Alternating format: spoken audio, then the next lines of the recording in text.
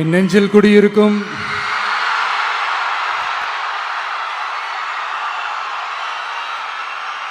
கரூர் சொந்தங்கள், உங்கள் அனைவருக்கும் என்னுடைய வணக்கம்.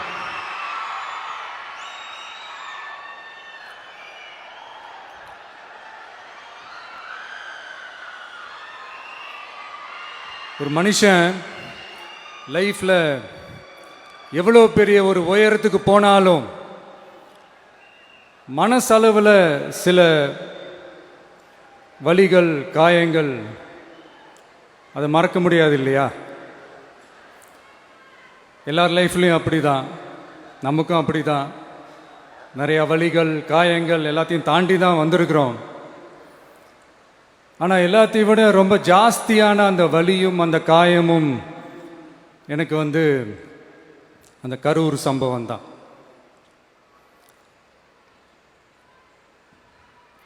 மக்களை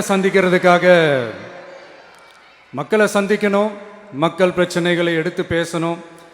அதுக்காக தான் அந்த மக்கள் சந்திப்பு பயணத்தை தொடங்கி திருச்சி, அரியலூர், நாகப்பட்டினம், திருவாரூர், நாமக்கல், கரூர் அப்படின்னு சொல்லிட்டு போயிட்டு இருந்தோம்.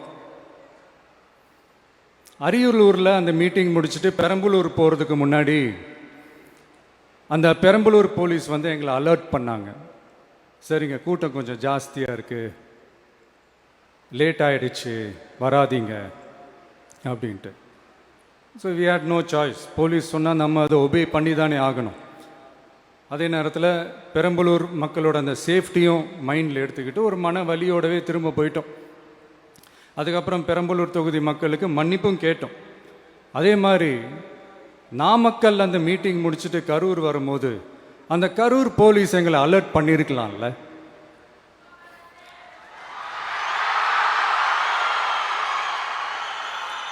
இல்லை சார், இங்கே எதிர்பார்த்ததை விட கொஞ்சம் கூட்டம் அதிகமாக இருக்குது, கண்ட்ரோல் பண்ண முடியல, வராதிங்க.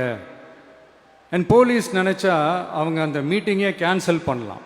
ஏதோ தப்பாக இருக்குது, ஏதோ தப்பாக தோணுது அப்படின்னு நினச்சிட்டாலே they have all the rights to cancel the meeting. எங்ககிட்ட கேட்கணும்லாம் ஒன்றும் அவசியமே கிடையாது. ஆனால் அதையெல்லாம் எதுவுமே செய்யாமல் அந்த ஹைவேல இருந்து அந்த ஸ்பாட்டுக்கு போலீஸே எங்களை உள்ளே கூட்டிகிட்டு வந்து விட்டு அந்த நாடகம்லாம் இருக்கு பாருங்க.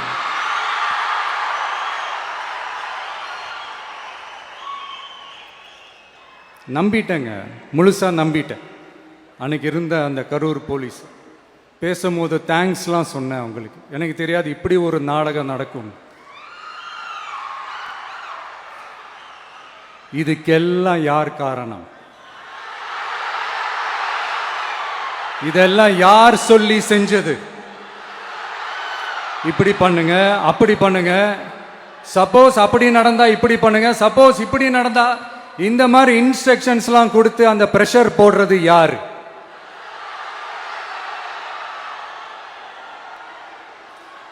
அந்த சம்பவத்தில் நம்ம யாரெல்லாம் இழந்திருக்கோம் தெரியுமா? ஒரு டிவியில் என் படமோ பாட்டோ வந்துச்சுன்னா, அம்மா விஜய் மாமா, அம்மா விஜய் மாமா அப்படின்னு சொல்லி அவங்க அம்மா கிட்ட சிரிச்சுக்கிட்டு அந்த டிவி ஸ்க்ரீனை போய் தொட்டு முத்தம் கொடுத்துக்கிட்டு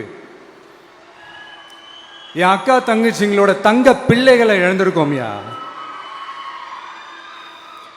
மழலை கூட சரியா வராதப்போ ஒரு பேப்பர் மேகசினில் என் ஃபோட்டோவை பார்த்தா அது சிரிச்சுக்கிட்டு அந்த கள்ளங்கபடம் இல்லாத அந்த சிரிப்பு, அந்த கடவுள் மாதிரி இருக்கிற அந்த பச்சை பிள்ளைங்களை இழந்திருக்கோம்யா.